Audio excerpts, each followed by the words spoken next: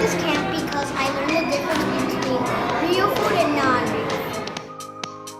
I like this camp because we get to learn all different types of food. Because last week we were allowed to make sushi, and this week we made fried rice, and that we're allowed to work with real nice and like techniques.